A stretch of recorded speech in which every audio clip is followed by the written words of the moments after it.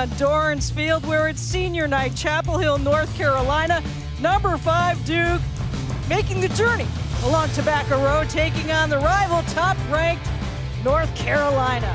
The last week of ACC play in the regular season, the Tar Heels with a win can clinch, or at least a tie in the regular season. A Duke win will create further drama leading up to Syracuse and Boston College on Friday night. And good evening, everyone. I'm Leah Secondo alongside Sheehan Stanwyck-Burge. Dana Boyle will join us shortly, giving us the pulse from the sidelines. And Sheehan, as we look at this game, you have number 2 offense in the country in North Carolina, and Maddie Jenner will do everything possible tonight to be the key and limit those possessions for the Tar Heels. She is a huge disruptor. She's 6'2" and dominates the draw circle. She has 201 draw controls to her name this season. Her reach is phenomenal. Her ability to control possessions and work with her teammates to secure those really hotly contested draws. She is phenomenal and will be very tough to beat. She's also a scorer. She gets the game-winning goal here against Boston College and a huge signature win. So a threat all over the field. And on the other end of the field, you've got Jamie Ortega. So she was a Tewaaraton finalist this year. She's breaking records left and right. 16 goals in the last 3 games. I think she's been playing her best lacrosse of her entire career as of late. And not only can she score pretty much at will, she dishes it out, is an excellent assister, 27 assists on the season for her. UNC with 6 20-plus scorers on the season. Duke has plenty of depth as well, 21 different goal scorers. Dana Boyle will provide the pulse from the sidelines, and Dana, potentially a very busy night between the pipes for both goalies.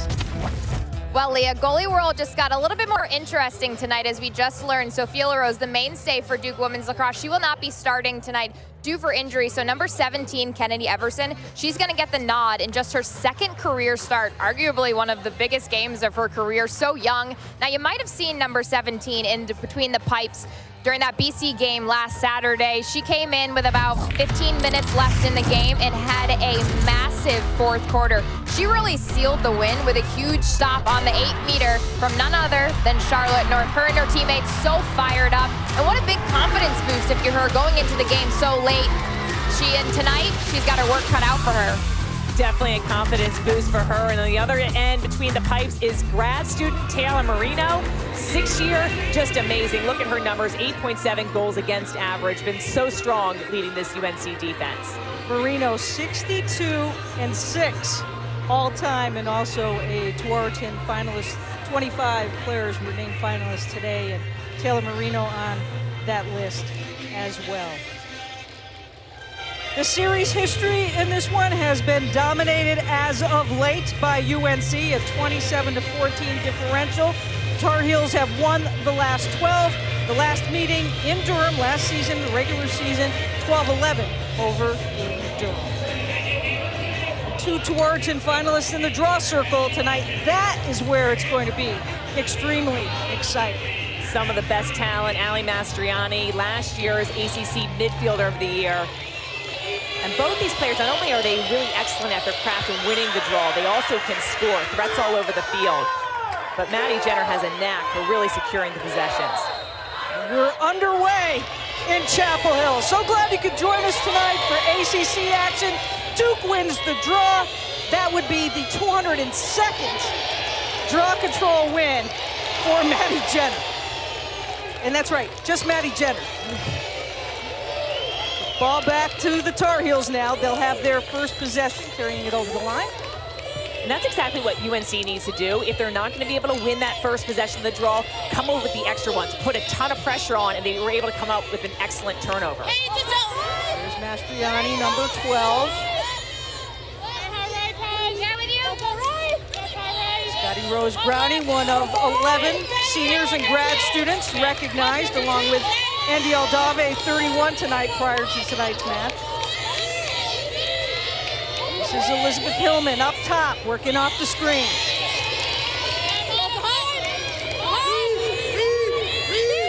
Duke defense did a great job against Boston College. Really made them have to work for their shots. BC was able to mount a comeback, but a lot of credit goes to the Duke defense. Shot clock does not reset. Brownie kind of in an awkward position when she received that ball and let it rip.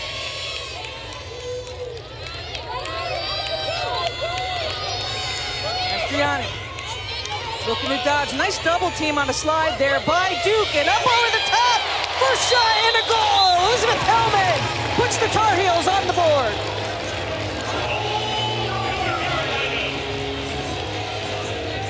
Sideline is loving it. Beautiful quick score. What UNC does so well is they work the ball around. They attack. Mastriani doesn't have it. She draws a double team. She pulls out, resets. Hillman, look at all that space she has. Attacks the cage one-on-one, then splits over to her left-hand side and fires it non-stick side against the freshman Everson. Hillman's 9th goal of the year, unassisted. Not a bad mark there. 9 goals, 10 games. Hillman's battled injuries throughout her career, and this year she seems to be very healthy, a huge factor running through the midfield. So what a lot of teams do when they're going against Maddie Jenner is trying not to let her win the ball to herself. So trying to get that to the circle players. So that will be Ali Mastriani's goal. You do not want to get in the battle going one-on-one with her, trying to reach for it above your own head. Her height advantage is huge. 2-0 advantage for Duke. Here's Keller, works herself back inside. Nice job getting back into the middle of the field and spins over the line.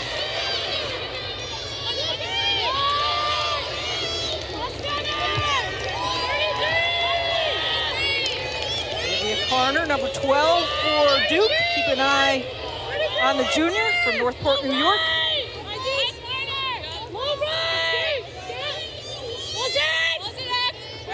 Kat Berry, number 19, and for Duke is being tightly guarded by Emma Trenchard. Carter lets one rip, deflected off of Moreno. And oftentimes she and Emma Trenchard's going to yield one of the best attackers, and Kat Berry's made that transition from midfield to attack. Tall task for Emma Trenchard, great ground ball. It looks like Berry just kind of lost her footing there, and excellent heads-up play for Trenchard coming up with the ground ball. So 2 turnovers for Duke. A little aggressive. Here's Taylor Moreno being aggressive.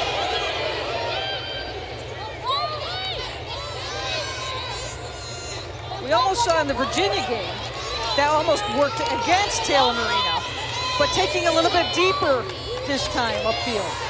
And she's so athletic that she can do that. She's got the skill. Like, gone are the days where your goalkeepers are your worst players. I would argue that they're some of your best. Scotty Rose Growney being pushed off the mark by Maddie Johnston, the reigning Defensive Player of the Week in the ACC. Ortega, little dump off to Growney, up over the top, and it's 2-0 Tar Heels.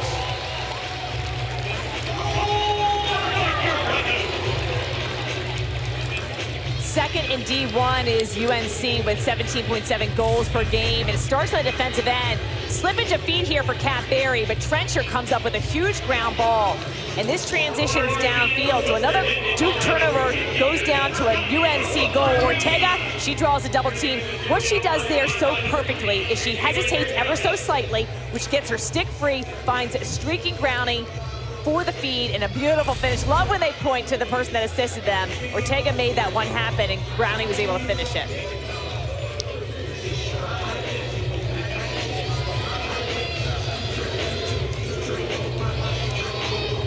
Third of the season for Scotty Rose. You know, it was interesting there because usually it's the other way around, right? Mastriani can see over the top and make that pass, but it was Ortega low to high to Growney.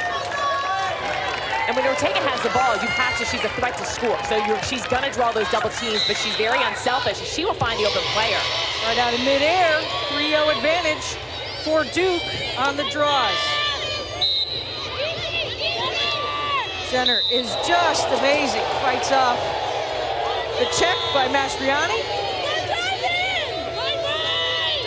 Jenner will change sticks from her draw stick.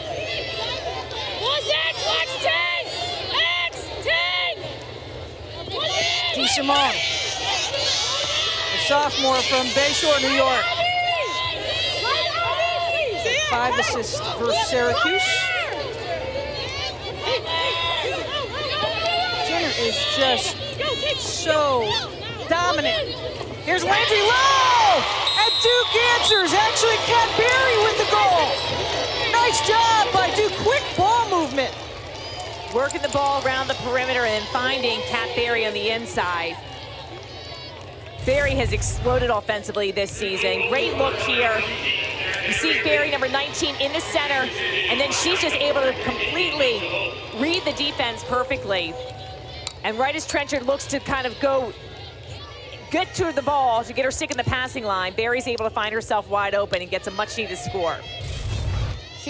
We had a chance to cover Duke a lot last year, and one of the things that Kirsten Kimmel said, the Duke head coach, was offensive efficiency. And that play right there, multiple Duke players touched the ball, and that's why she was able to get it inside to Berry, and Berry's able to finish that score. 53rd of the season for Kat Berry.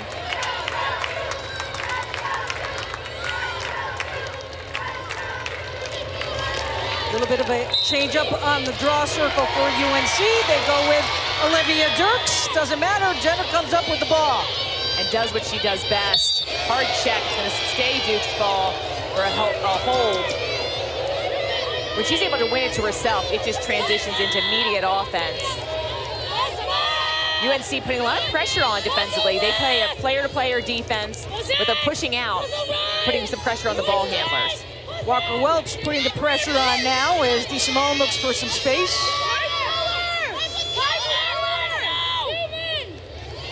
Here's Keller driving in, and she scores! Back-to-back goals for Duke, and they are within one.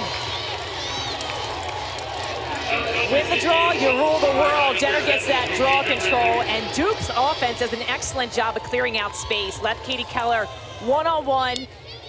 And credit the UNC defense, they were doing a nice job of forcing out Emily Knowles here. So not much of an angle, but Keller's able to find a sliver of space and slip that one by Moreno, and they'd get two back-to-back goals. 2 goals in 37 seconds for the Blue Devils. And number 7 for Duke, you haven't really seen her much on the field, especially as a freshman. Now as a sophomore, she's been getting in that starting rotation and in that goal mix, and her speed, that is her gift. That's a great point, Dana. The sophomore from Rye, New York, really her first solid year due to COVID. A lot of these freshmen and sophomores really haven't gotten acclimated to the collegiate game until now. And once again, on the draw circle, they go with Dirks for the second consecutive time. Alternate possession goes back to Duke. That's one of those new draw rules. They weren't, the referees, the ball did not go above their shoulders, so they weren't sure whose fault that was in, so it goes to alternate possession. And Katie Keller, one of those players, she actually got 2 yellow cards in the Boston College game. So you've got the feeling that maybe she feels like she's got something to prove, wants to make sure that her presence is felt. Second quarter of that game against Boston College. DeSimone getting pushed off by Walker Welsh, got away with it. Here's Jenner as she backs out.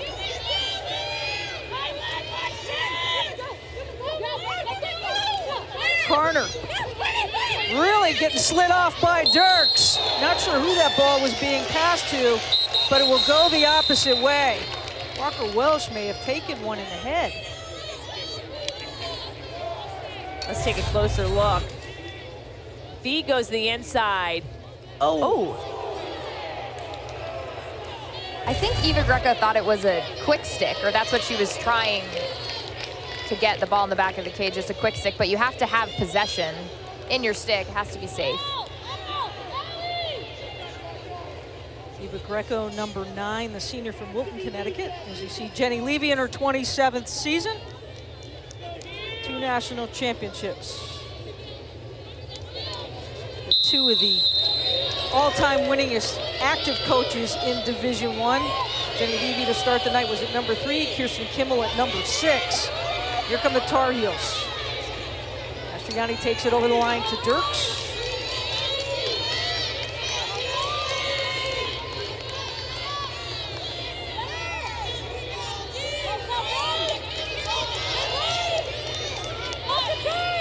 Brownie from goal line and X now. Looking for someone, she's got some space and turns around and rips it. A little bit wide, but the Tar Heels will retain possession. That came flying off the wall on the backside.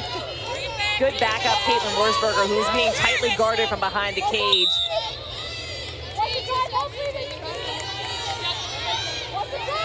Wurzberger with some room.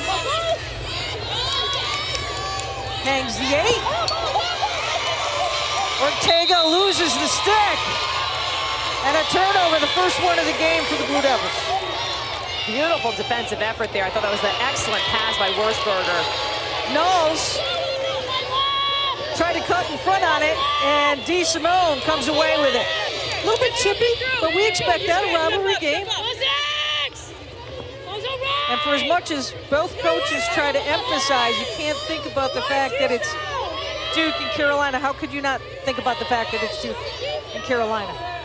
Such a huge rivalry between the schools. The last regular season game, all the ACC teams will head to Notre Dame for the ACC tournament. But this is when these teams understand that they are jockeying for position in the NCAA tournament, in the ACC tournament. Here's Kat Berry, scored the first goal of the night for Duke.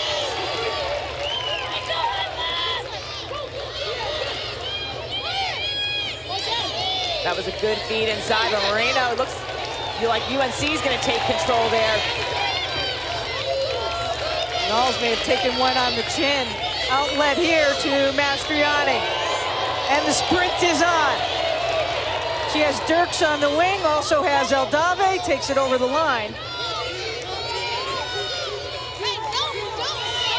UNC has gone a little over 5.5 minutes without a goal. Tar Heels started the scoring, scored the first 2. Duke has scored the last 2, and here we sit. I think that's a great decision, honestly, not to push the transition. I think whoever can control the tempo of this game is going to come out victorious because there's so much talent on both sides of the field. Wurzberger looking for some help, looking for a cutter. Hillman gets rocked, takes it back out. Nice job defensively by Anna Callahan. Had a big game against Boston College defensively, 10 for Duke. UNC mixes up the tempo really well. You'll see them whip the ball around the perimeter, go to the inside, then kind of settle it down. It makes the defense have to adjust and stay on their toes. Quick shot and a release inside. And Wurzberger is denied by Everson. Confidence booster? Huge. Getting those first saves as a goalie. UNC scored so quickly. And a big save for the freshman. As Dana mentioned in the open, Everson came in with about 15 minutes to go in that BC game, had a huge save against Charlotte North. That was her only save of the game. So she knew she was getting the start tonight due to a injury to Sophia LaRose, but big to get a stop. You can see Sophia LaRose on the sideline coaching her up, and Everson played a lot in the fall, because Sophia LaRose was recovering from those 2 shoulder surgeries, so she's got some minutes, and I think Duke has done a really good job of working through some of that depth and giving some of their younger players experience. So in big games like this, it is that next woman up mentality. We had an opportunity yesterday to speak to LaRose and Everson. Great teammates, super friends, just trying to learn the most off of each other. And understanding that at the end of the day, it's one big team goal as DeSimone tries to work herself inside. Little question mark, pops back out. Beautiful defense. Great footwork there by Emily Knowles. 20 seconds on the shot clock. Smalls tries to work herself in, covered up by Moreno. Great back check there.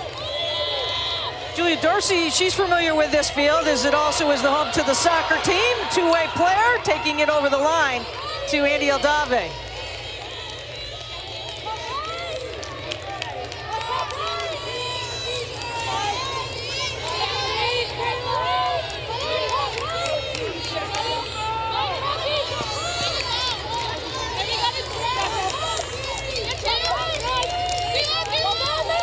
Granny works it inside to Eldave, point blank.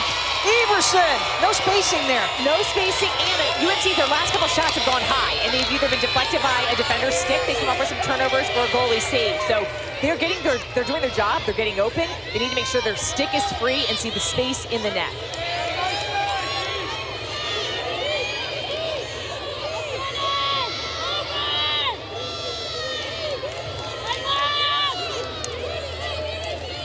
Katie Cosgrove, the defender, was thinking about maybe I could take it in. Backs it off though to Kat Berry.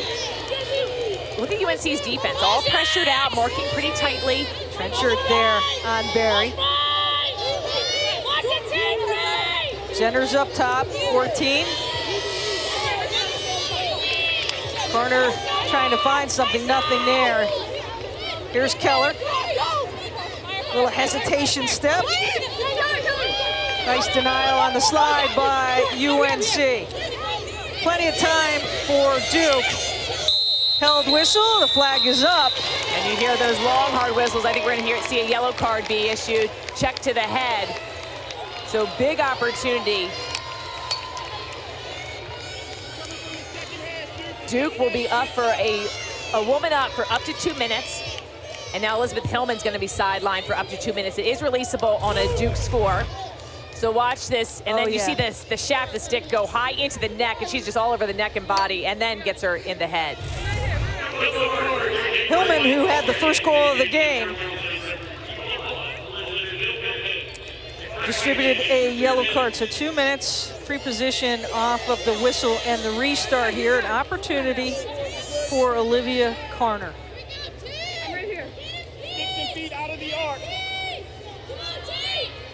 Defense trying to get to that space. Carter's broken up. We see a check towards the head, but because contact was not made with the stick to the head, it will not be a yellow card. So another attempt at the 8-meter. Boy, Tar Heels really closed off that angle on Carter. And that's what you want to do as your defender, run into the angle, get a stick in the shooting lane. Carter goes low, ricochets off the post. It will stay with the Blue Devils. Greco to DeSimone, out back in front.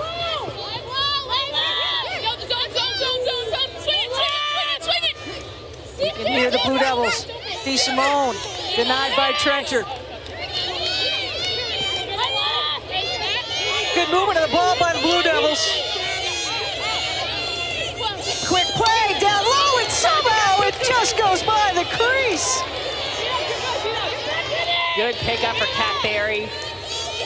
Shot clock still in effect, plenty of time. Great sounds tonight from the field as Carter releases, and Moreno scoops it up.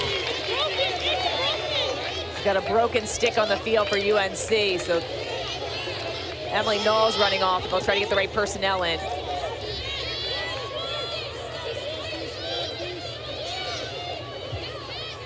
So UNC, they've had possession, but they started 2 for 3 on their shots, and then since then they've gone 0 for 3. And that's all about finishing. They've had good passes, they've had nice looks, but got to do a better job finishing.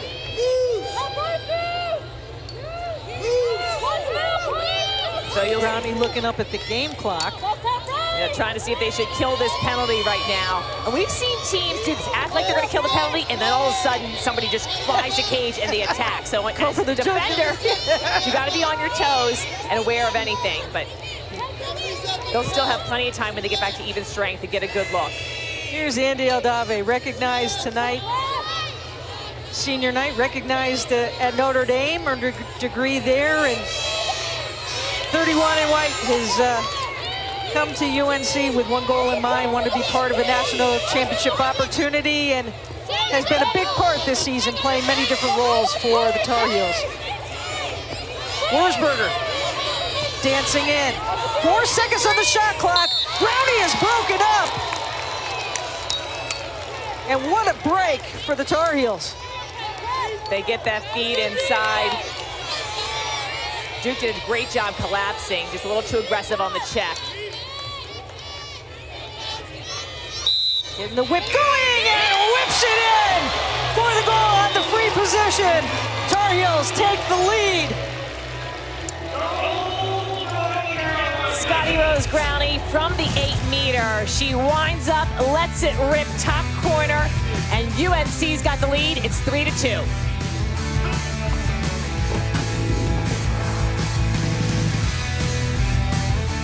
Statement victory for Duke over Boston College, 16-15 over the weekend. the early lead. BC would mount a comeback behind who? Number 8, Charlotte North. But then some big plays down at the end that were the difference. It was this rocket of an 8-meter, and that was stopped by the freshman who's making her second start tonight, Kennedy Everson. And you see her fired up, the bench fired up, and then Maddie Jenner here with the extension and the game-winning score. And Duke, 16-15 win over Boston College. And a lot of people have talked about Boston College, how strong they are, but Duke proved that they were better that day. And so with the weekly team awards that they are giving out each week, Dana Boyle, Blue Devil Special Awards were very special this week. And this is something that the girls on the team, they vote on each week. It doesn't matter if it's a win or loss, but it's an inter-squad voting, which is so important for your teammates to recognize who's doing well. But I do have to give a shout out to Scout Team Superstar, which I think is important to note. Carly Bernstein, number 25, she played Charlotte North in Scout, and she got Katie Cosgrove ready to match up. And I think that's so important to recognize maybe some of the people who don't start and you don't see on the field. Scout team does such an excellent job, and you're right, they often don't get the credit. But every coach we talk to seems to recognize just their importance week in, modeling the other team, preparing everybody else, and such an important role. Well, especially if you have the opportunity to be the best player on the opposing team and understand their tendencies as Jenner tries to work her way in. That is going to help you develop as a player quickly. I think it's a great sign if somebody says, you play a little like Charlotte North, you can shoot like her, why don't you try to model her in practice? Compliment. Duke runs out of time, and that will do it for the first quarter of play. Excitement here in Chapel Hill on senior night. First place on the line in the ACC. Just in conjunction with its member institutions, have identified April 16th through the 24th as ACC Unity Week, recognizing that all differences don't divide us, but make us all stronger. Second quarter action getting set to go here. UNC with a 3-2 lead behind 2 goals by Scotty Rose Growney, despite the fact that Duke has been strong and really made the difference in the draw circle tonight. They have dominated the draw. Duke had those 2 goals in 39 seconds, but for 2 high-powered offenses, not as much scoring as we would expect it. Duke has had not a goal since the last 10 minutes, 16 seconds of that first quarter. We now have our third person in the draw circle for UNC, as Andy Eldave will try her hand. You see Taylor Moreno looking on. Eldave, 31, will go against Jenner, and Jenner will flip sides now. She was working on the same side as her opponent in the draw. She now works from the opposite side here. She will be drawing what they call left-handed, so you can do it in multiple different ways, and people just have different preferences, whether you want to push or pull. She's going against Andy Eldave, who gets the win, who was an amazing draw taker in her career at Notre Dame. So different role she has for Notre Dame, for UNC, but we've seen her rotate the draw circle a few times this season. And the draw's an area that really has become a craft for a lot of the circle girls. When I played, you didn't really study your opponent and their tendencies, and Jenny Levy gave a lot of high praise to Jenner, but for Andy Eldave, she studied that role. Trying to get that possession is huge. And Jenner, we know, has Mastriani with some space trying to go inside. Jenner, as we know, really spends a lot of time in the film room just breaking down hours and hours of tape to try to get that advantage. And she's been so successful, beat her sister's draw record at Duke, now chasing some national records. Ooh. Wow, tough. And we're gonna see officials just signaling to go off the field, so Duke will be a woman down for up to 2 minutes. And also you see the officials talking, maybe discussing if there was a shot to the head. So watch the extension of arms. Wow, wow. That was, I don't think there was anything offensively done wrong, though. The extension of the arms, and it goes high into the chest area. So Katie Cosgrove will be sidelined up to 2 minutes. 2 yellow card, and you are removed from the game for an individual. Duke 1 for 1 on free positions on the night. Jenny Levy has told us this is an area that she would like to see a higher percentage overall from her team on the season. And those cards have really plagued Duke. That was something in the middle of the season, some of their midseason games, that Kirsten Kimmel was like, we have to stop getting carded. And she said, who got a card this game? And almost everyone on the team raised their hand. So that's an area that they've got to clean up.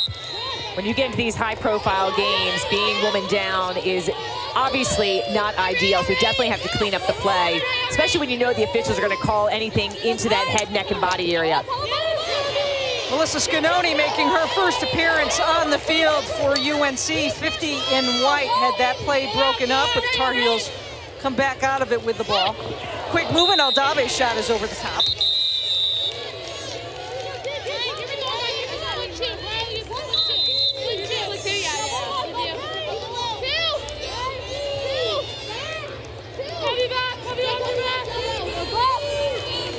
The lefty. Scanoni on the opposite side, as nice job by Mastriani drawing the shooting space violation. Beautiful pass. You do that skip pass. It makes the defense have to rotate. You get them in shooting space. Allie's got plenty of room to work here from a tough angle. Pulls it back out. Smart move to not take that shot if you don't feel confident.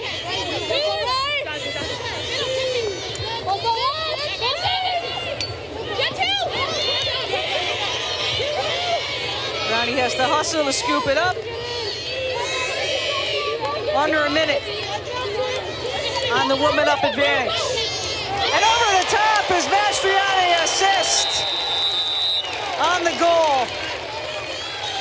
And a 2-goal cushion for the Tar Heels.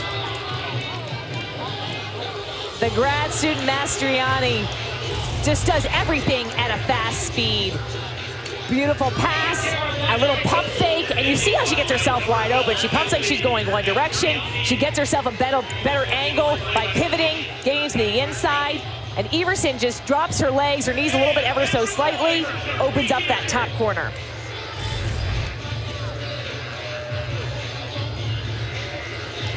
Allie Mastriani, saw her last week, seems like oh so long ago against Virginia, where she tied a career high with 4 goals. Scotty Rose Growney picking up the assist. So Scotty Rose with 2 goals and assists already in this young game. And you see Mastriani, she was taking that draw. We mentioned they've mixed it up at the center circle, but Mastriani still plays on that center circle as part of the draw team. 3 members make up that draw team. You can position yourself anywhere you want along the circle, but the other players have to be behind the restraining line. They can't enter in until somebody gains possession. And it's really a 3v3 game. Yeah, Dana, we always talk about like the 2 people taking the draw, but it's such a team effort, boxing out, giving those people space. And it's physical, always. Mastriani is slow getting up. She'll get awarded possession. The 2021 ACC Midfielder of the Year. Jogs back into action. In UNC's game against Syracuse, they struggled at the draw control as well, and they made some adjustments there, and they were able to make those adjustments and start winning things. So you're seeing UNC realize that maybe just some different personnel will enable them to get possession.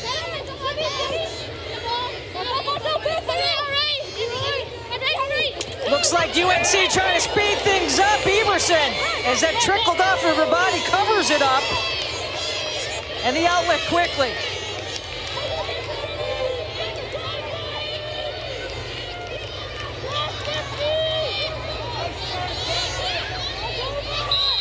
Good, they're gonna get a charge. Unbelievable job with the double team and ride.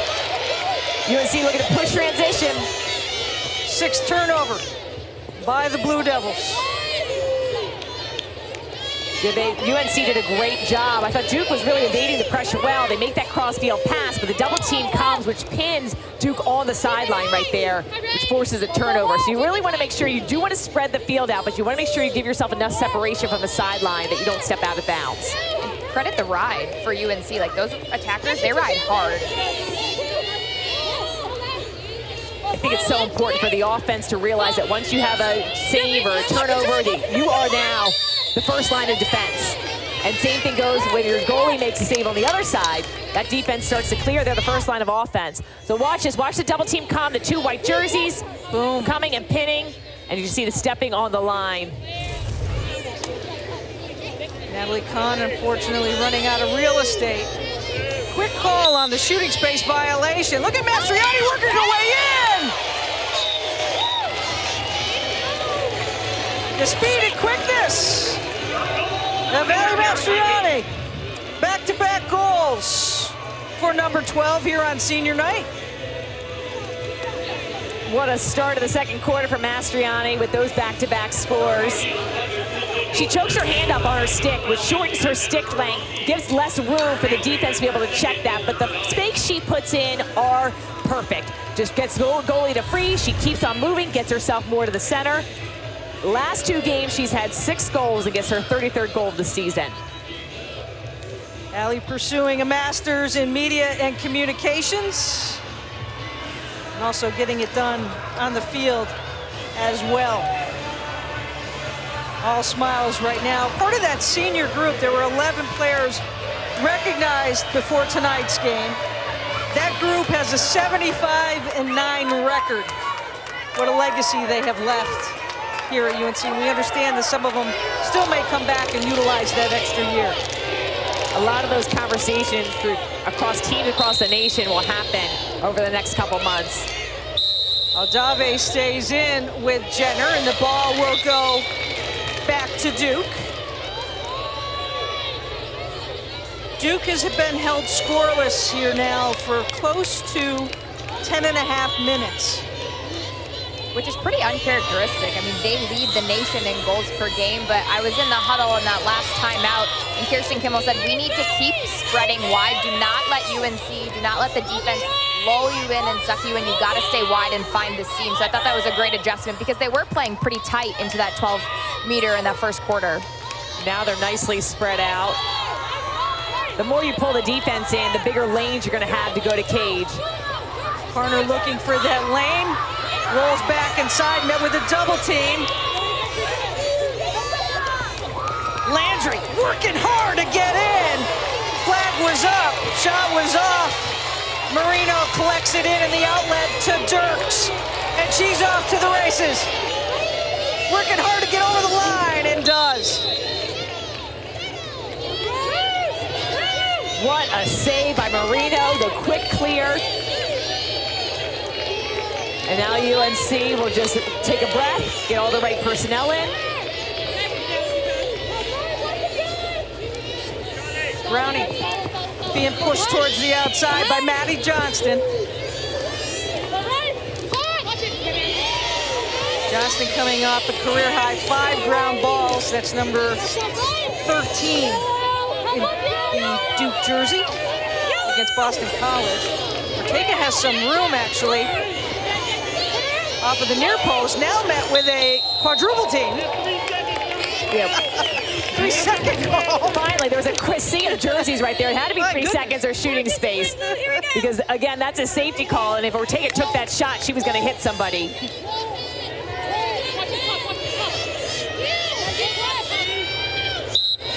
There's Ortega, races in, rolls in! Upper 90 for Jamie Ortega.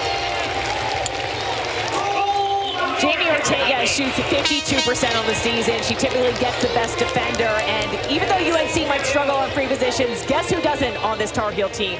Jamie Ortega, 8 of 13 on their free position shots, and she explodes, takes her time, gets to space, and another score. Tar Heels up 6-2.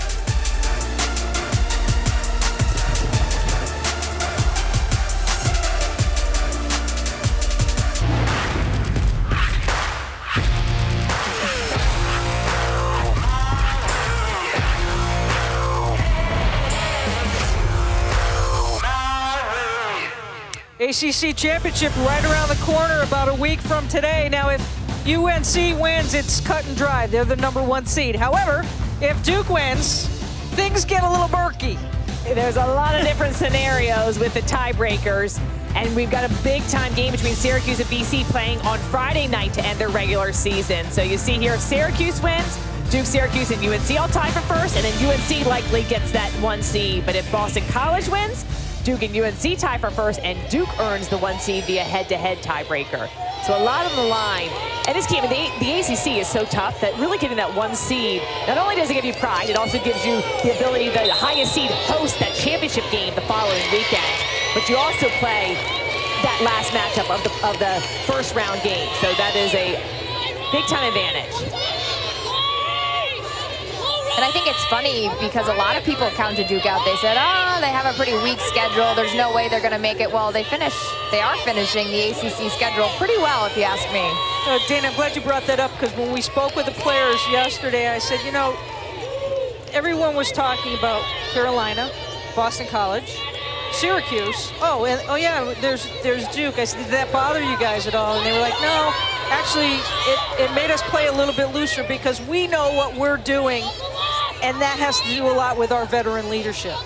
I love that. I think it's great to have that underdog mentality and have that chip on your shoulder. And Simone was looking for a space there as Katie Keller gives it up.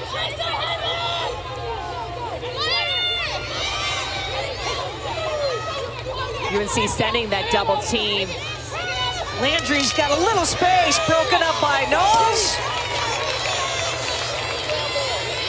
Every time somebody gets in the center, it's like you're heading into the teeth of the defense. Uh-oh. A little trouble on the clear and the follow-through by Moreno. She says, give it back to me. I'll make sure it won't happen again. Emma Trenchard races upfield. Look at that speed.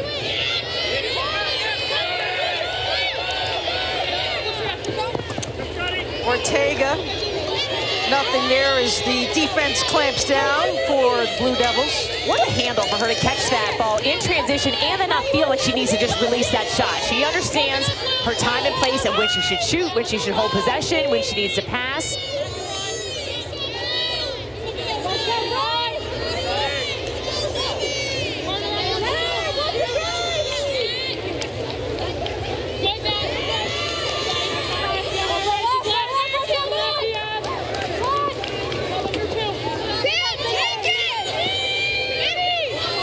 Here from the sideline, Sam, take it. They want her to go to goal. Let her rip. Went a little bit wide past Everson. Shot clock is at 10. Wurzburger. Got to work quickly here. Get it out in front. See what happens as Aldave cannot hold on. Defensive stands by the Blue Devils.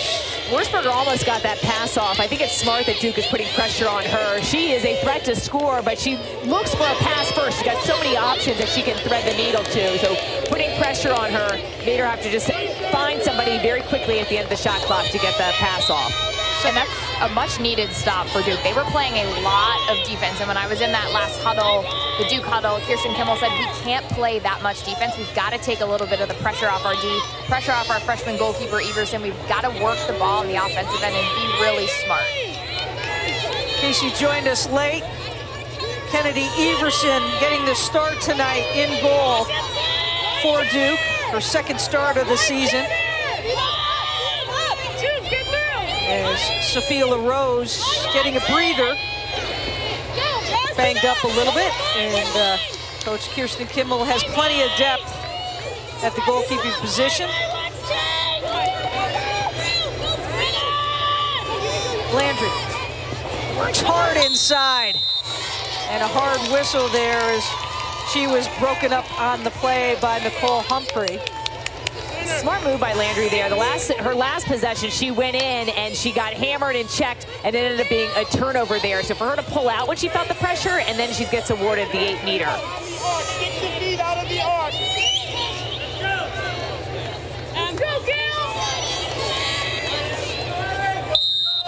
Landry lets one rip, ricochets off Moreno. Blue Devils retain possession. The ball went off the pipe, and you saw the hustle of the sideline. Whoever is closest to the ball when it goes out of bounds gets possession. So big reason to hustle after that, and Duke gets a nice reset of the shot clock. Jenner trying to work on Walker Welsh. Nice straight up defense there.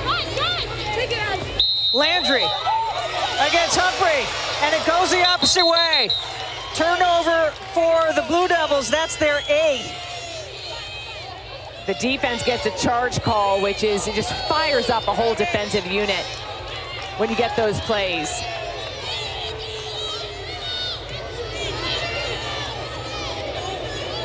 Dorsey, good pressure here by Duke. Dorsey takes it up another notch. Gets it to Knowles, and the Tar Heels will work. Sam Geyer's back with the ball. 36 in white directing now as Ortega will go down low. They'll switch. Mastriani with a little stutter step. Here's the 4-time All-American with the ball. Works, makes a quick shot, she scores on the short side. The reason that Jamie Ortega is an elite player is her ability to read the defense and take what they give her. She goes to attack the cage, the double team comes, watch her back out, and then she does a beautiful job just finding the sliver of space. Looks like she was about to reset and take it behind the cage, but instead she notices when she changes a little bit of direction, she's got room to score. Multiple goals in 75 of her 84 career games. Already UNC's career leader in points, but looking to climb those national points records as well. When I look at Jamie, her play on the field, to me, she is the complete attacker. She can feed, she can dodge. The game slows down for her in an incredible way, and she can make those precise shots. Like you mentioned, she almost pulled out, but she's able to read the defense, and she's not fazed by the first and second slides, which I think is so incredible. So if you're a young attacker, I would watch film on Jamie Ortega. Part of a 5-0 run here for Carolina, as Mastriani now steps back in to the draw circle.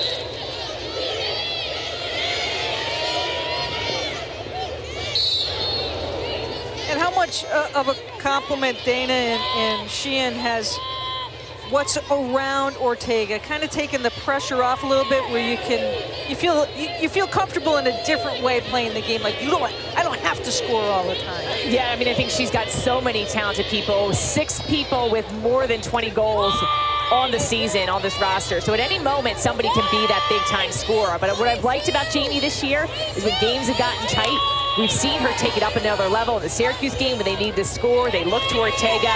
And I think she's realizing she can pick her places when she needs to push it and when others can handle the offense. And I overheard a conversation a few weeks ago, I think when we were at Boston College, and she said, you know, I like when 2 players slide to me because I know that I can dish it to my teammates and my teammates are going to be successful. And I thought that was just such an amazing thing to say. That's a next level athlete. That's an elite athlete that understands the game and isn't worried about herself, she's worried about her team.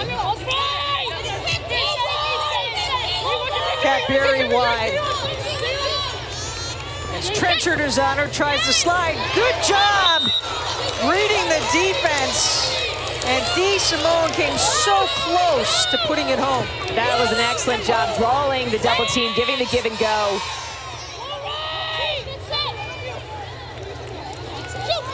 Junior Caroline DeBellis with the ball, looking to feed it out front. Blue Devils retain possession. 9 on the shot clock.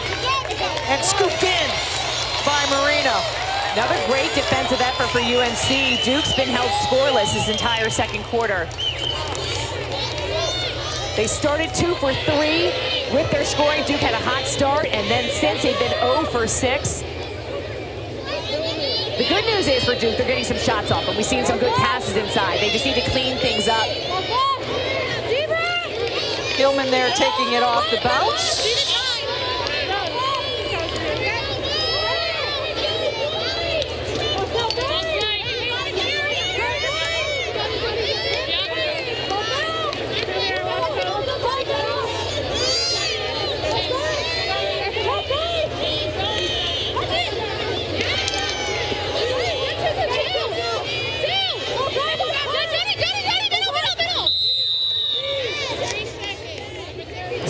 seconds call. And that's when that defender's in that 8-meter area for more than 3 seconds, not guarding a player with a stick's length. So you see that call often when teams are playing zone defense and they don't match up or they don't exit the 8-meter very quickly.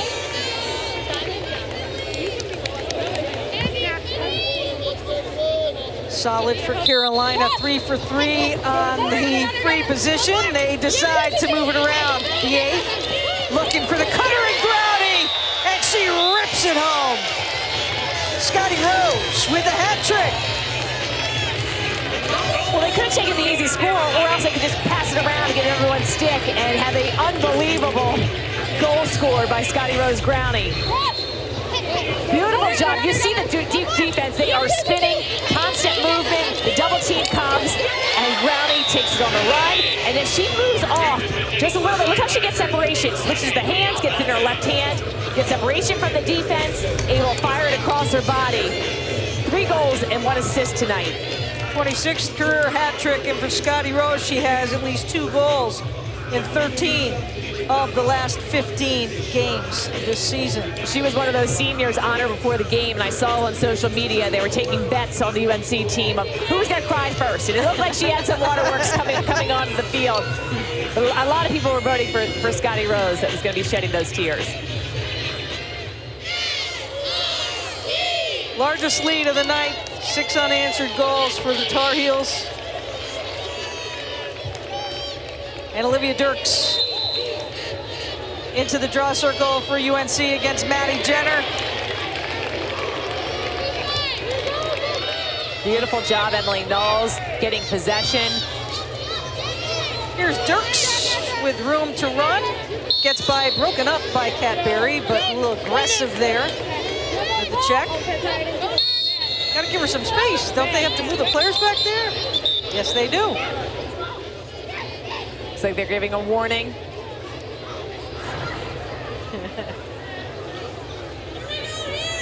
If you're warned that you don't give enough space, and oftentimes you'll see that a reason why a green card is issued.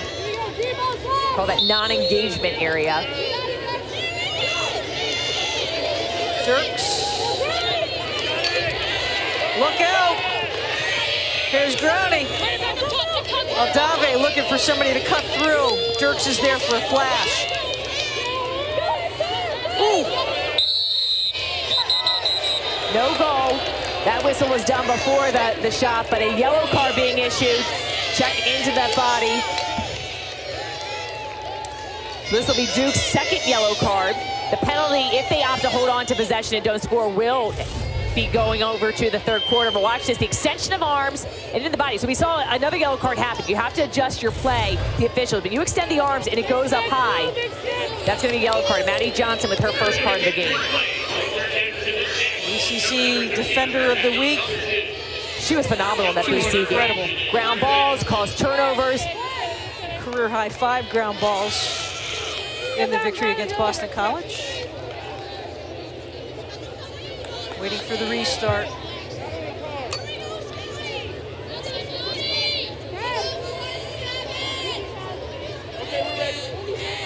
Scotty Rose scoops it up.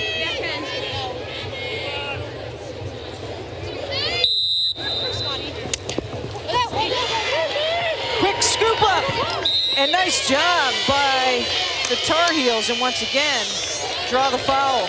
And that's a beautiful job. You get the ball behind the cage, and when you throw the ball up top and you look like you've got the opportunity to shoot and you fake to shoot, you can often draw a defender in shooting space. Allie Mastriani has a super spot to work from here. Up over the top, makes it look easy for Allie Mastriani. And there's dancing on the sidelines right now. The circle of celebration. Mastriani has been dominant. Look at her, just changement of her wrist. And that wrist strength probably comes from a lot of her skills in the draw circle. She gets it across her body onto her left cheek, is able to turn her wrist ever so slightly, which makes the ball just fire off in a different angle. 3 goals on 3 shots, her 15th career hat trick. All smiles for Allie Mastriani, 15th of her career. Dirks goes in against Maddie Jenner. 10 seconds here. Plenty of time for either team to go down the field and score.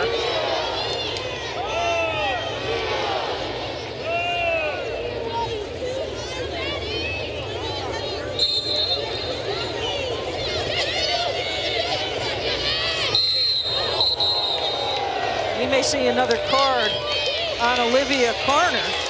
So that's just frustration. There's no reason to be able to do that. And now this is Duke's third yellow card of the game. So watch this. Watch the extension of arms and the push in the back and behind. Officials right there to make that call. It's about player safety. So Carner will be sidelined for up to 2 minutes. On Duke's next card, their fourth yellow card, this penalty now becomes unreleasable. So these are those things, Dana, you were mentioning it earlier about the yellow card. You have to have some of the composure, and these are the penalties you don't want to have happen. Right, this can take a really close game to a not so close game, and especially with UNC, they can go on runs, so they've got to clean up some of the physicality. Gotta let it go, and they don't get it off in time. Solid defensive stop by the Tar Heels, and kind of uncharacteristic, if you think about it, only the second scoreless quarter for the Blue Devils on this entire season. 66 quarters played by Duke. Largest lead of the game for the Tar Heels right now at 9-2 here on senior night in Chapel Hill. Duke held scoreless at second quarter, and UNC exploded 6 goals. Dana Boyle standing by with head coach Jenny Levy. Coach, you held Duke to just 2 goals in that first half. What have you seen from your defense? I really like what our defense is doing. I think they're playing as a great unit together. I think our individual effort to play great one-on-one defense is great, but I also think we have a lot of great help, and our recovery is really good. So credit our group. I think they're doing awesome. You know that Duke can go on scoring runs, so what do you got to do in the second half? Start 0-0, second half, third quarter. You know, obviously Jenner's so good on the draw, so they're always in play with possessions. So we've got to continue to work hard there to try to limit the possessions there. But there's a lot of possessions. We know that they're going to put a lot of pressure on us in the second half offensively. Thanks, Coach. UNC trying to hold their home streak of 29 intact here on senior night, where it's all smiles and a lot of dancing on the sidelines. 7 unanswered goals, 9-2 at the half in Chapel Hill.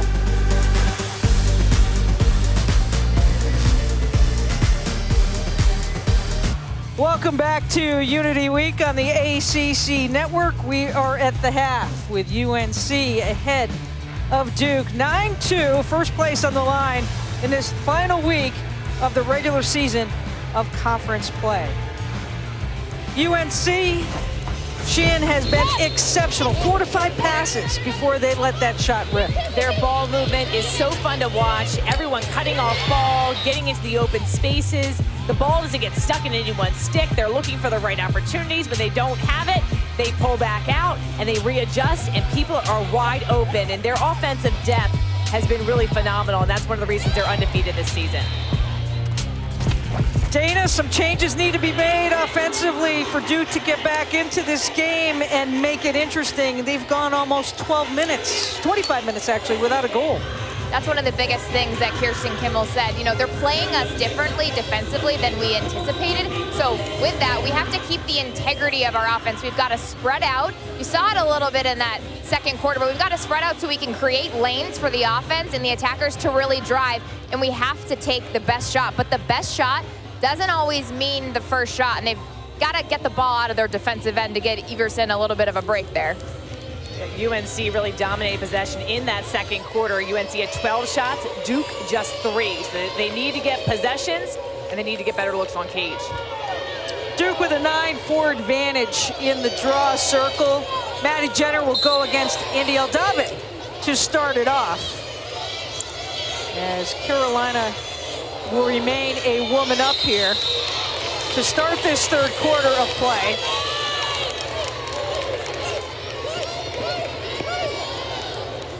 Barry not phased as she takes it in, and then porting it back out Number 19 for the Blue Devils with the ball, 7th in the nation with 85 points to start the night. The shot clock, 70 seconds. Woman up 120. So Duke will need to attack the cage. Even being a player down, which people do that. You can try to draw a foul. You should go to cage hard. Hope that UNC gets over aggressive. We haven't talked a lot about Abby Landry, 15 for Duke. She has really had a solid run, especially in this stretch. Career high, 4 points against UVA, had the hat trick against Virginia Tech. Big game against Boston College as well with a hat trick. Let's see if she can spark the Blue Devils here in the third. 15 up at the top of the 8 right now. Guarded by Hillman is... What defensive effort, the double team pressure, check and ground ball. Excellent execution.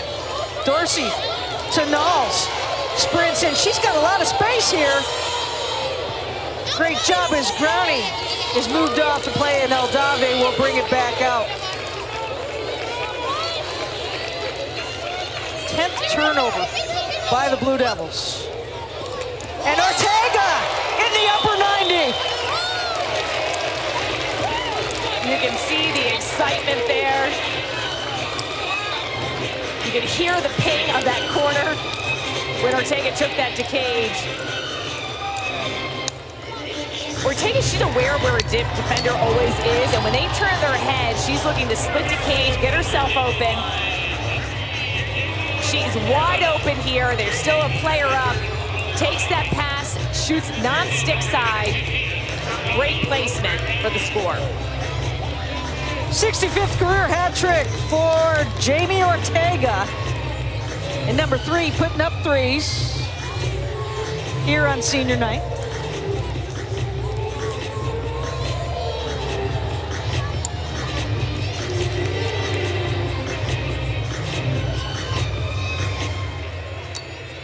Officials having a little bit of conference going over things. One of the stats that stood out to me was Jamie Ortega has had 50 games that she's had 5 or more points in her total career. And at least 1 goal now in 49 consecutive games for Jamie Ortega. Aldave. Jenner getting set is Maddie Jenner will face Aldave. A little bit too aggressive on the backside was Maddie Jenner. Really good positioning for Aldave, just boxing out there, getting that foul called.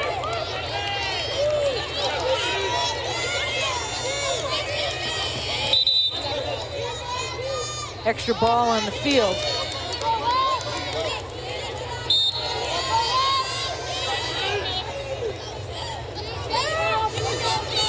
Mastriani.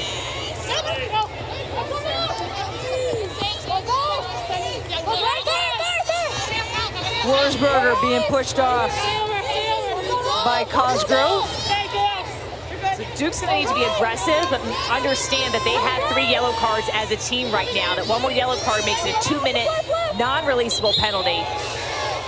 And that was questionable right there by Keller.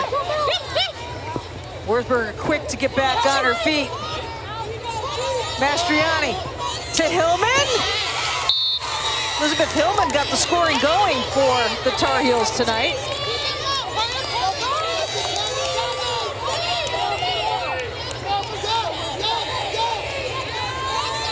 Look for the cutter, and the cutter is there.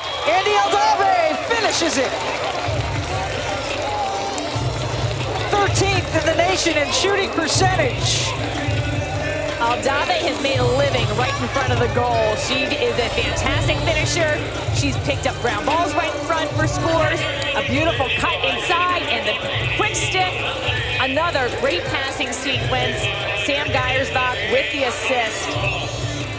What UNC is doing offensively, which is making it hard to stop, every time they move the ball, that person looks to attack the cage. They look to see, do I have a seam to go? Can I attack? Or if they don't, then they pass and move. They change to different points of attack. It gets the defense rotating. And right now we're going to see a change in the goalie for Duke, number 36, Chase Enriquez. Enriquez will play here right now in her 5th game of the season, has allowed 2 goals on the season. Just 27 minutes of action and 3 saves. How difficult is it for Chase to be coming in now cold and quickly facing this offense? It's really hard, and you're going against UNC, who's so high-powered, as we've seen on display tonight. But that's what you do as a goalie. You understand you could be called in at any moment. It happened in Duke's last game against BC when Sophia LaRose exited. So yeah, you are waiting for your opportunity. Enriquez was the backup last year, so saw a lot of minutes played. And Duke runs really deep in that goalie position. They've got 5 goalkeepers, and I think the fall has really helped all of them feel more comfortable in situations like this when a Sophia LaRose isn't able to play. So Dana, you need to listen closely because Duke is getting their 4th yellow card. So interested to hear what the reaction is going to be. And this is going to be issued to number 7, Katie Keller. So this penalty is now non-releasable. Watch the extension of the arms, and from behind, the shove. Again, it's about player safety, and those extension of the arms into the body, back, towards the head, will be carded. We've seen the officials call it consistent all night long. So tough position to put your goalie in. And there's no reason for UNC necessarily to hold possession now because this penalty is non-releasable. Brownie winding up, fakes it and brings it out. So now they're just going to tire out the defense, make them run. Scanoni with the ball back on the field for the Tar Heels. Gets it to X, Wurzburger.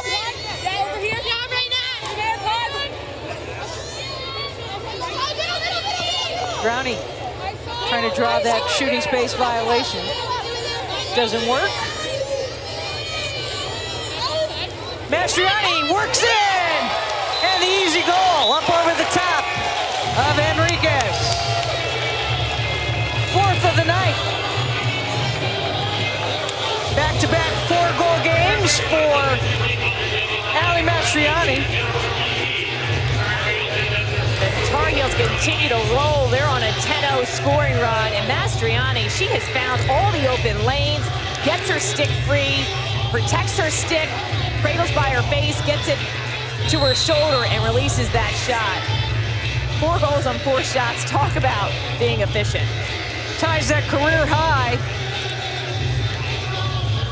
And she has done that back-to-back games.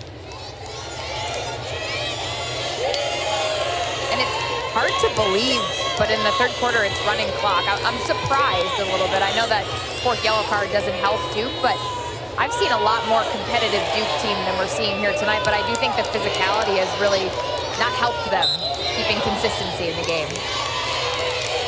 Good win by Maddie Jenner. I mean, these are those lessons. You want to have your weaknesses exposed. I think it's clear, we've seen yellow cards really change the way the game goes, shifts momentum. Duke a little bit shocked right here with everything that's going on. They're kind of seem out of sorts. After a huge wins against Boston College, this isn't the same Duke team that we saw compete against BC.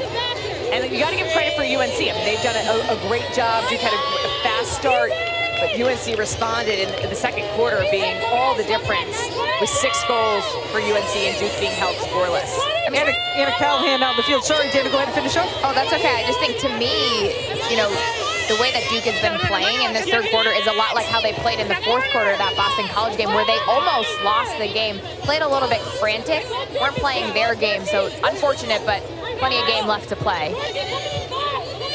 With possession of the ball, they've got to come away with a goal here. They have been in a long scoring drought. Credit much of that to the play of the defense of Carolina, 32 minutes, as well as a number of turnovers. We were told earlier this week when we had our call with Kirsten Kimmel that Sophia LaRose, the goalkeeper for Duke, was going to be playing, even though she exited that BC game due to an injury. So that's also hard for a team to adjust for. Sophia, as you saw watching from the sidelines tonight, cheering her team on as Keller ricochets it off the post. Recycles the shot clock. Callahan scooping it up. And it goes back to the Tar Heels. Here's Dirks. It looked like that was going to be Duke's ball. That was interesting. Trenchard to Knowles.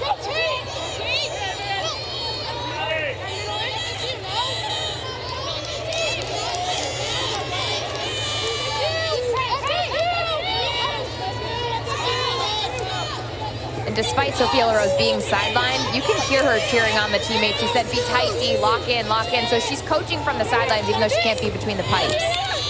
And that's what you want. You want that whole team effort. We saw her looking at the goalies warming up, being present. Wurzburger can't hold on. Second turnover for the Tar Heels. Cosgrove with the outlet to Maddie Johnston. Nice job by North Carolina on the ride.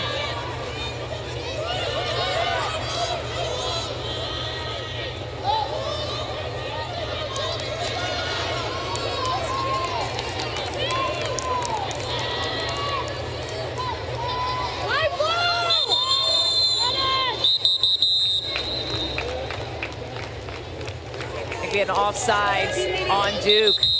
Blue has too many on the field. You heard it from Larry Carr, confirmed by Sheehan. Love when we get the sound from the officials, but another just turnover when they have an opportunity. Right. Their 11th turnover of the game for Duke. And a green card, so that's a delay of game. So another infraction on Duke.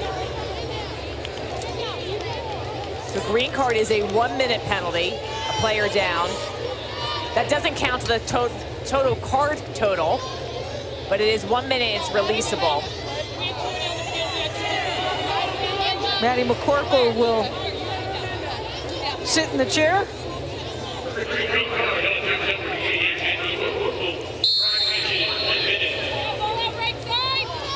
Knowles. Gary trying to chase her down. And nice job. Take it over. Quickly. DeSimone races in. A nice recover there by Walker Welch.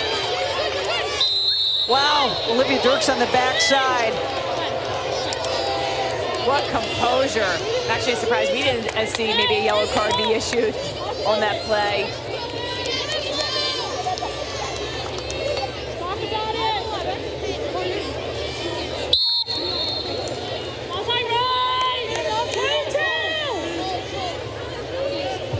The senior from Glenwood, Maryland, Anna Callahan. Duke just has not been able to get many shots on cage. Just 10 shots while UNC's had 22. Callahan coming off a big game against Boston College has not been able to get into the scoring column tonight. She was a huge factor in the win. 3 goals against BC. Knowles with the breakup of DeSimone. What a takeaway there. Great defensive effort. Gets the stick check. And we've seen Emma Trenchard just fly in transition. Here's Ortega running into space. And I think it's important too, a lot of the times when you're getting that transition, Ortega cut to Emma Trenchard, so it made it a little bit easier for Emma Trenchard to see that. I think Jamie does that so well. She flashes to the ball and works to get the ball from Emma Trenchard. It's a team effort in transition.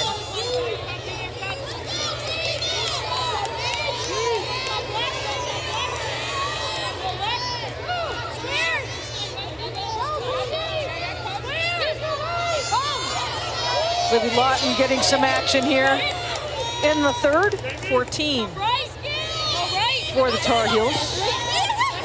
Wurzburger looks for a cutter. Here's Lawton, denied. Humphrey with the ball.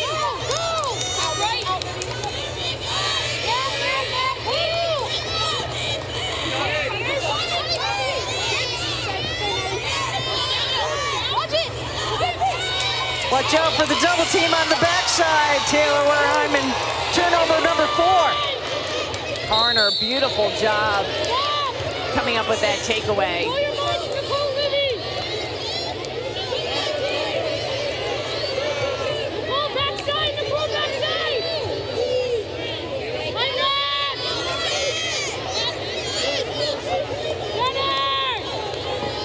Duke's leading scorer, Kat Berry, 53 goals in the season, just been limited to 1 goal tonight and just 1 shot.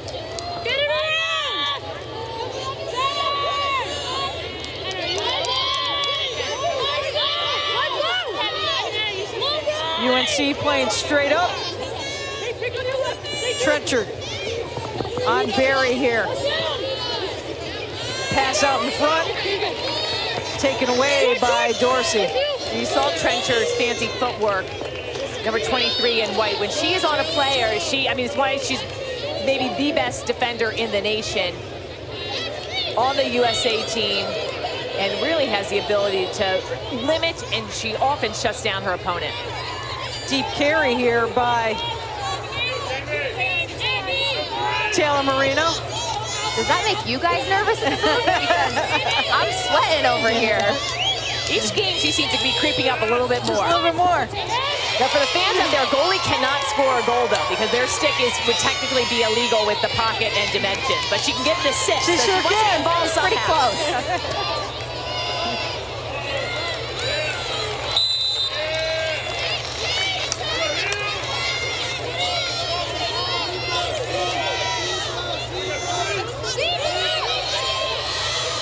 Ortega taking her time as we slide towards 2 minutes here to go in the third. Clock is running.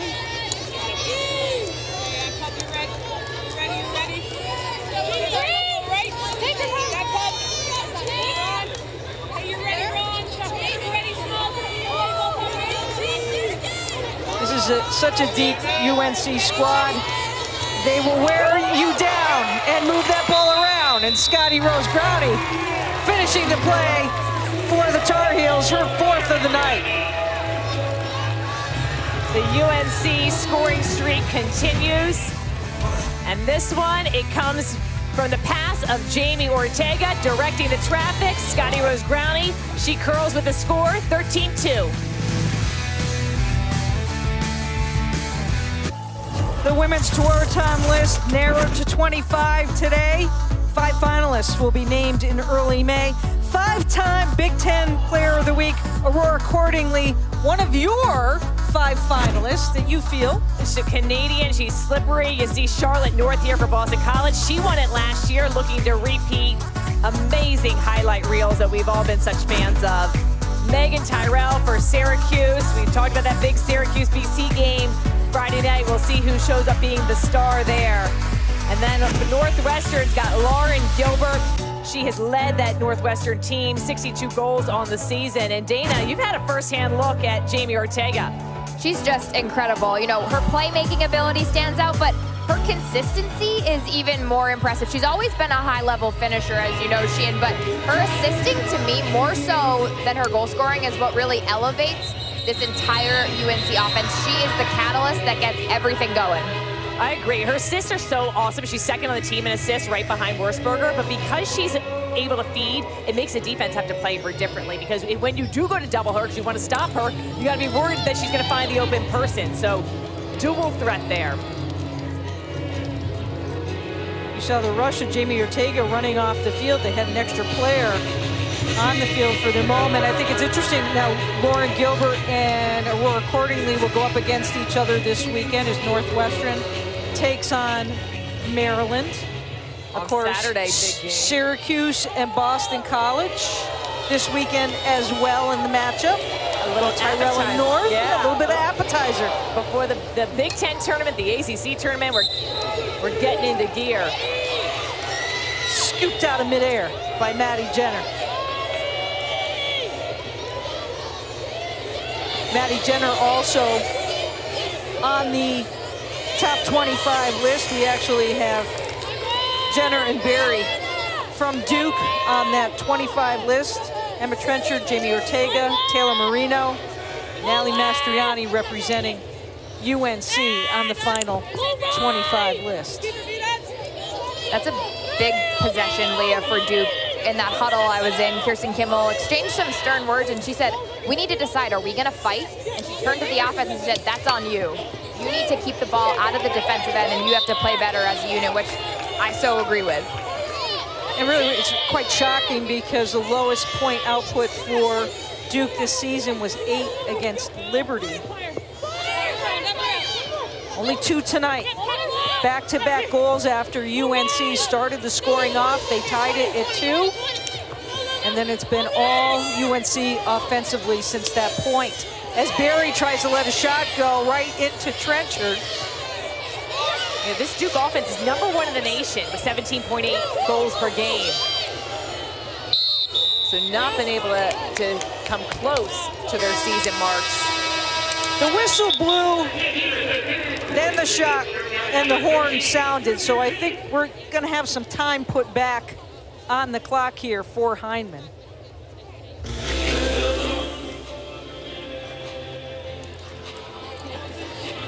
And maybe not. So some confusion there as we end the third quarter of play. Another quarter, so Duke has not scored since that first quarter. End of 3 quarters of play. It's all Tar Heels, 13-2. Division I Women's Lacrosse Committee revealed its top 10 on April 10th. There you see how they feel, the top 10. Now in that poll, Sheehan, Duke was not mentioned. How does that change from April 30th? I imagine it's going to change big time, especially with their win over who they had at #2, Boston College. I do love that they do this reveal because it gives you a little insight and makes you realize how the polls is. A lot of it has to do with the RPI. So you see Duke with the 12th, and actually it gets bolstered by who your opponents are and who you're playing. So the ACC tournament should have a big uptick to some of these teams' RPIs.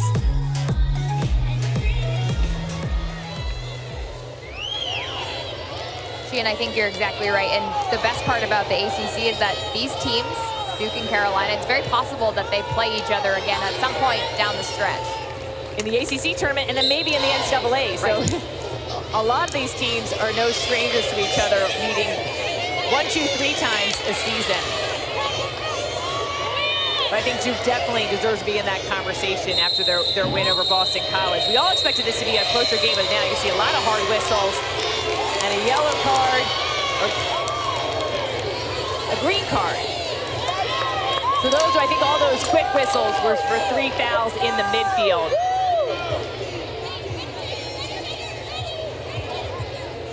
Scotty Rose Growney, unfortunately, will be the one that is assessed and will have a seat. And it's whoever has that last foul and the multiple fouls. She looks to be confused. Why me, coach? All right, I'll take a rest. And credit to Kat Berry for being able to possess that ball. I was just in that huddle and the timeout, and one of the things that stands out to me about Duke is they're very led within. They've got a lot of graduate students, they've got a lot of veterans, and Kat Berry was pretty honest with the team, and she said, this is on the offense. You know, she made that shift to the offensive end. She's not a midi anymore, and she said, we got to take care of the ball. This is not Duke lacrosse.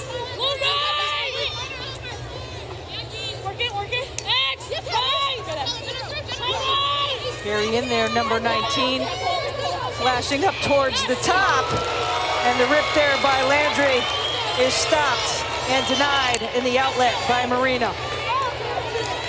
First save in a very long time of this entire second half by Taylor Moreno. Duke has gone now 0 for 10 shooting in almost 41 minutes. Taylor Moreno was one of the 5 finalists for the Tewaaraton last year. She's also on that 25 finalist list right now. That'll get narrowed down to 5 as we get into May. But she's very likely. She's making a case for herself right now that maybe she deserves to be in our top 5. Absolutely, and the winner for Tewaaraton will be announced June 2nd, Washington, D.C. Get out, get out, get out.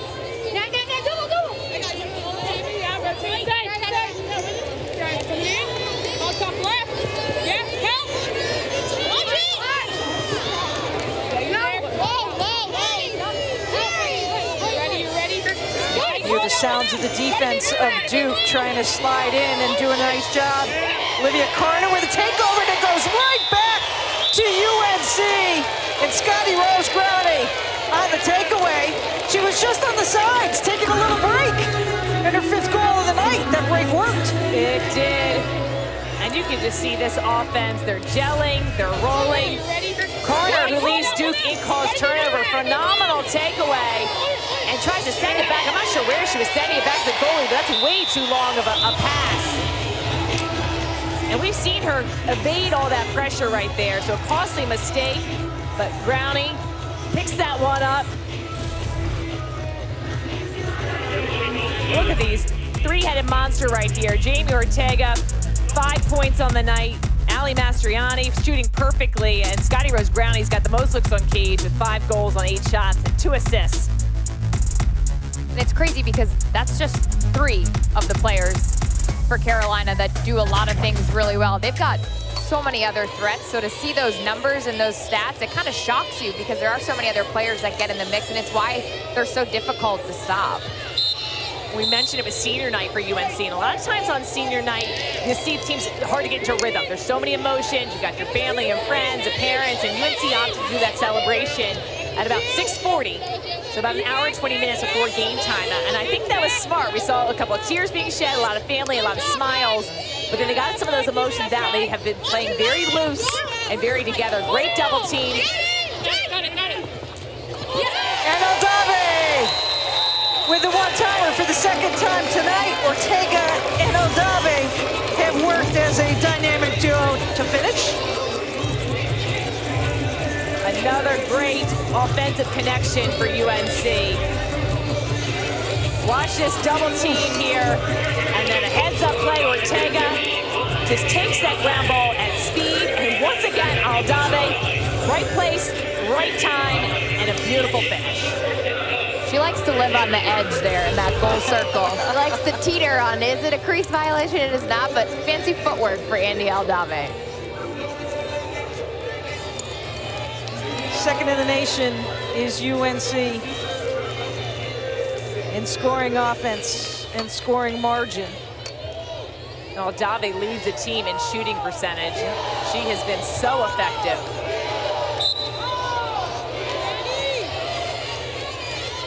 And another player who just seems to be playing at a different type of level as Maddie Jenner gonna take it all in and covered up by Moreno. Huge stop for Moreno. I love the take, though, for Jenner. I think that was the right time. Gets her 6th save of the evening. But I thought Jenner, she got possession. She ran down. Wasn't really highly covered, but you got to give Moreno credit. Trenchard making a nice grab.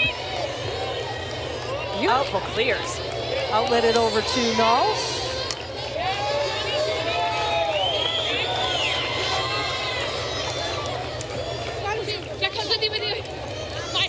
Look out, Jimmy Ortega, upper 90.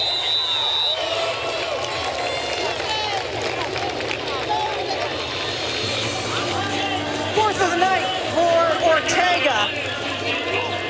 And this is a UNC squad that averages over 17 goals per game and closing in on it right now. The passing once again on display. Ortega finding the space and room. The lefty attacker, proving why she's one of the best scorers in UNC history. And you saw it, 3 Blue Devil jerseys were surrounding Jamie Ortega. They didn't have a body on her, which is, you know, part of her skill level that she can finesse that in, but incredible. If she wasn't even fazed by the 3 Duke defenders that were guarding her. She makes it look so easy. And somehow she's always able to get her hands free. I mean, you need to be on her, and she is quick and shifty and isn't deterred when you put a stick on her, a body on her. She just goes through the pressure. 16 or more goals now in 14 games for the Tar Heels. They are shooting close to 60% on the night.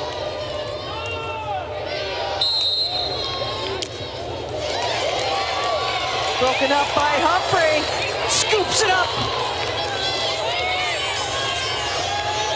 Good hustle.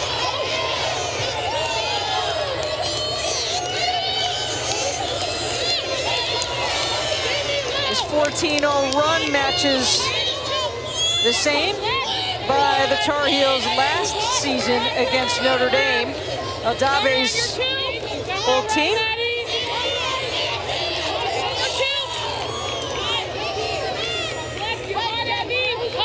Humphrey now trying to work on Keller.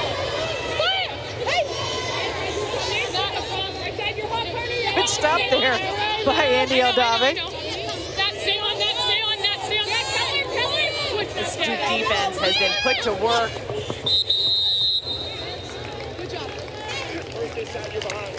8-meter being awarded.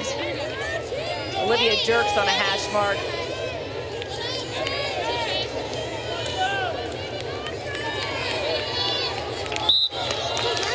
Dirks denied on the short side, but gets the rebound. She made her angle, she decreased her angle by running to that right-hand side with the stick in her right hand, was able to get that rebound. And that save will reset the shot clock.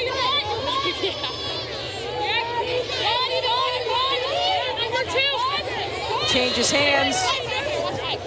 Rolls back inside and finishes on this play. Second opportunity for Dirks. Makes it good. This is all about just putting in the work, roll dodge, and Dirks is able to get the score. UNC with a 15-goal lead.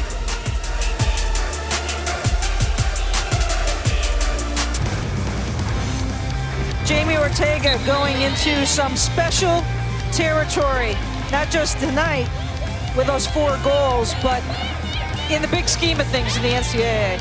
Unbelievable. She cements herself as #1 career points at UNC, but looking to take it over on an NCAA level, ACC level. Look at here, only 4 women in D1 history with 400 points. Kylie Ohlmiller, great for Stony Brook, 498. Jen Adams won 4 national championships during her time at Maryland with 445, and Jamie Ortega on her heels, and the only active player right there. A changing goal for Duke as Jenner will get set in the draw circle and wins it against Little. Shea Fitzpatrick, seeing her 5th game of action, the junior right now, in for Duke. 8.59 goals against average on the season, 3 saves.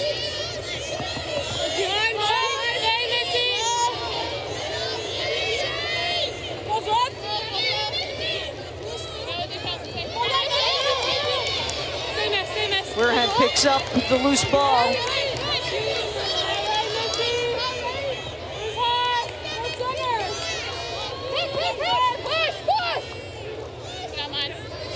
UNC with their leads and able to make some substitution, get some players in. And Vidor with a goal!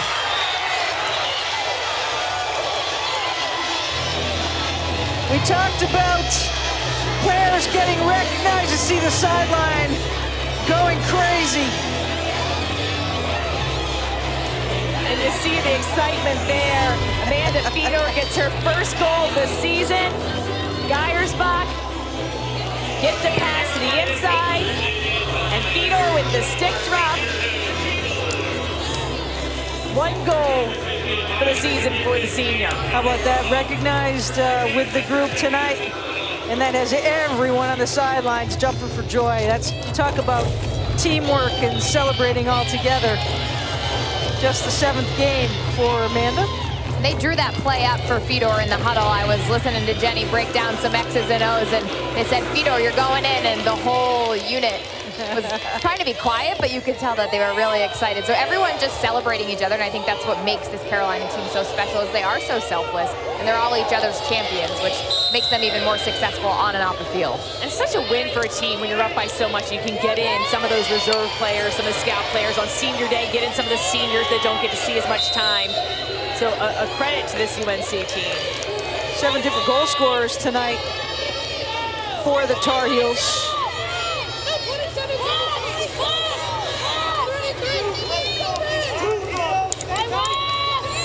They went up 2-0. Duke tied it 2-2.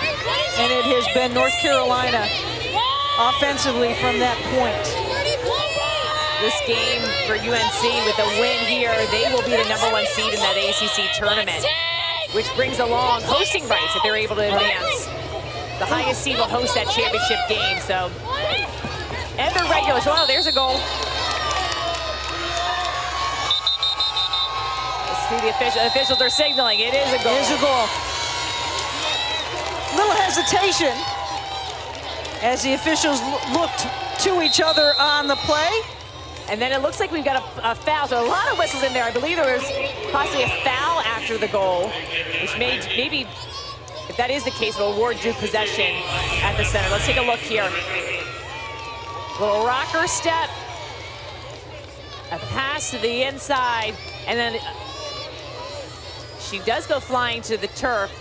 Take a look from behind. And maybe, I think their feet just get tangled up, but they're gonna call that a push on the shot. So Maddie Jenner will be awarded the ball without taking the draw due to that foul. Veronica Hyman take it. with her 10th of the season for Duke.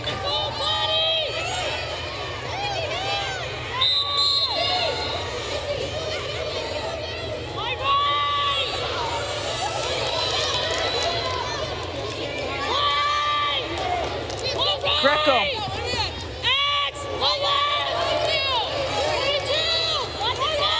Duke's gonna set it up. I'm surprised, a little bit surprised that they aren't attacking the goal a little bit quicker here.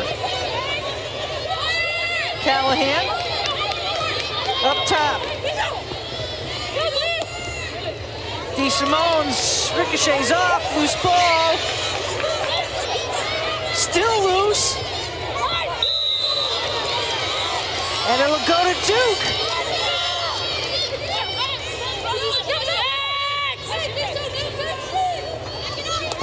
DeSimone goes low.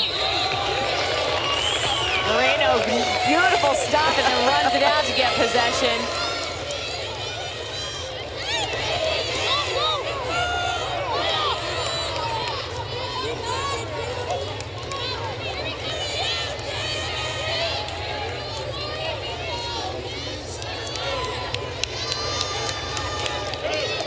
UNC's basically doubled up on shots for Duke.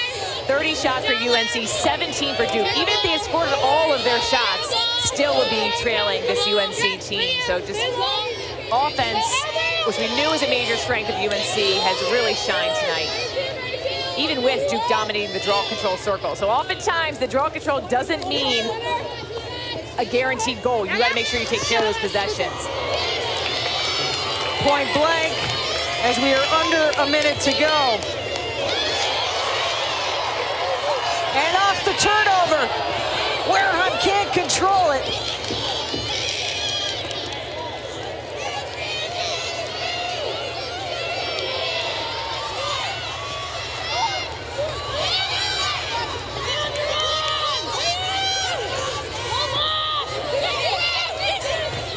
And the finish by DeSimone.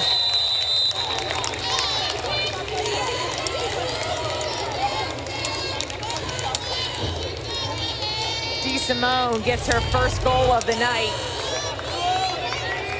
and does a great job recognizing her defender is too high. She cuts to the inside, increases her angle. She was second in points for Duke, 53 goals on the season. Your regular season champions for the 11th time, the North Carolina Tar Heels, the #1 seed in the upcoming ACC championship. I mean, just North Carolina, they just stormed, completely dominated this game. End to end, even though trailing in the draw circle, showed why they are the #1 team in the land. Carolina moves their streak at home to 30-41 regular season wins. Carolina, the victors tonight, 18-4, the final. For Shan Stanwood Birch, Dana Boyle, I'm Leah Secondo, and our entire crew here in Chapel Hill. The Tar Heels victorious and the #1 seed. We send it to Bristol. Jordan Cornett, Paul Carcaterre, take it away.